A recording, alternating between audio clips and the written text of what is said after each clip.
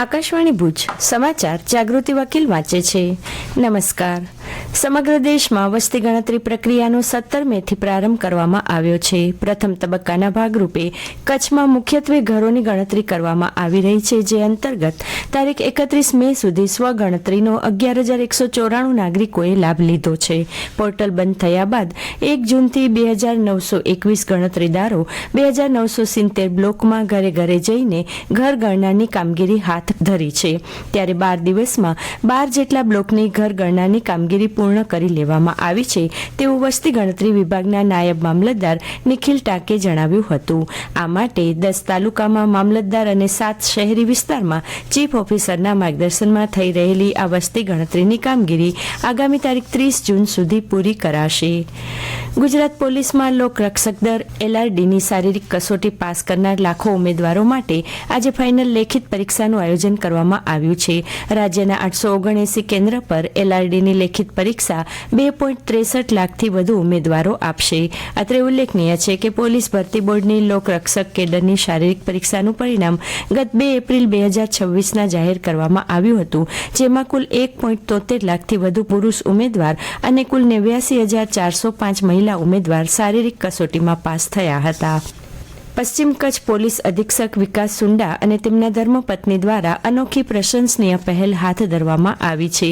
ધ્યેય ખાખી 2026 અંતર્ગત કચ્છના છેવાડાના વિસ્તારોની સ્પર્ધાત્મક પરીક્ષાની તૈયારી કરતી 50 જેટલી જરૂરિયાતમંદ બાલિકાઓને છેલ્લા 3 મહિનાથી ભુજ ખાતે રહેવા, જમવા અને તાલીમની સુવિધા પૂરી પાડવામાં આવી. આજે રાજકોટ ખાતે યોજાનારી લોકરક્ષક ભરતી પરીક્ષામાં જનાર તમામ બાલિકાઓ માટે ભુજથી રાજકોટ અને પરત ભુજ સુધી બસ વ્યવસ્થા તથા રાજકોટમાં રહેવા જમવાની સુવિધા ઉપલબ્ધ કરાવવામાં આવી છે.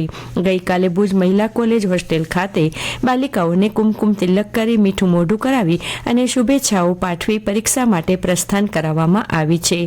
SP વિકાસ સુંડાની આગેવાની હેઠળની આ પહેલ યુવતીઓના પોલીસ સેવામાં જોડાવાના સપનાને નવી ઉર્જા આપશે.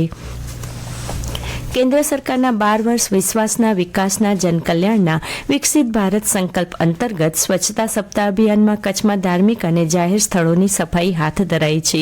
ધારાસભ્ય પ્રદ્યુમનસિંહ જાડેજા સહિતના જિલ્લા અને તાલુકાના પદાધિકારીઓએ માતાના મઢ અને ગામના જાહેર વિસ્તારોમાં શ્રમદાન કરીને સ્વચ્છતા અભિયાનમાં સહભાગી બન્યા હતા. આ સાથે ચિત્રોડ ખાતે ત્રિકમ સાહેબ મંદિર, અબડાસા તાલુકામાં પિંગલેશ્વર મહાદેવ દરિયા કિનારો તેમજ મંદિર પરિસર, કબરાઉ ખાતે મોગલધામ, ગોધરા ખાતે અંબેધામ મંદિર સહિત જિલ્લાના ધાર્મિક સ્થળોએ સફાઈ કામગીરી હાથ ધરવામાં આવી હતી. પ્રધાનમંત્રી નરેન્દ્ર મોદીના નેતૃત્વ હેઠળ કેન્દ્ર સરકારના 12 વર્ષના વિકાસ, વિશ્વાસ અને જનકલ્યાણની ઉજવણી અંતર્ગત આયોજિત વિવિધ કાર્યક્રમોના ભાગરૂપે પ્રગતિ પથ યાત્રા હેઠળ ગઈકાલે SDH રાપર ખાતે વિશેષ કાર્યક્રમ યોજાયો હતો, જેમાં રાપર વિધાનસભાના ધારાસભ્ય વિરેન્દ્રસિંહ જાડેજા દ્વારા આરોગ્ય કેન્દ્રની મુલાકાત લેવામાં આવી હતી. મુલાકાત દરમિયાન નવનિયુક્ત ડોક્ટર્સ અને આરોગ્ય કર્મચારીઓની ટીમ સાથે ચર્ચા કરવામાં આવી હતી અને આરોગ્ય સેવાઓમાં ઉત્કૃષ્ટ કામગીરી બદલ ડોક્ટરોને સન્માનિત કરવામાં આવ્યા હતા.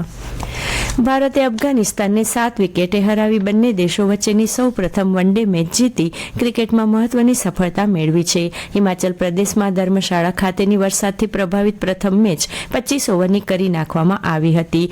અફઘાનિસ્તાનની ટીમના 194 રનના વિજયી લક્ષ્યાંકને ભારતીય ટીમે 3 વિકેટ ગુમાવી 195 રન કરી જીતી લીધી હતી. સુકાની શુભમન ગિલ 84 અને KL રાહુલ 39 રન કરી નોટ આઉટ રહ્યા હતા, જ્યારે ઈશાન કિશને 34 રન કર્યા હતા. એ અગાઉ અફઘાનિસ્તાનની ટીમે 194 રન કર્યા હતા, જેમાં ગુરબાઝના સૌથી વધુ 102 રન રહ્યા હતા. ભારતીય ટીમના ગુરનાર બ્રાર અને હર્ષ દુબેએ 3 વિકેટ ઝડપી હતી. 10મી મહિલા વિશ્વકપ ક્રિકેટ ટુર્નામેન્ટમાં આજે ભારતીય મહિલા ક્રિકેટ ટીમનો પ્રથમ મુકાબલો પરંપરાગત સ્પર્ધક પાકિસ્તાનની ટીમ સાથે થશે. આ મેચ આજે સાંજે 7 વાગે ઇંગ્લેન્ડમાં બર્મિંગહામ ખાતે યોજાશે. 24 દિવસની ટુર્નામેન્ટમાં 12 ટીમો વચ્ચે 33 મેચ રમાશે.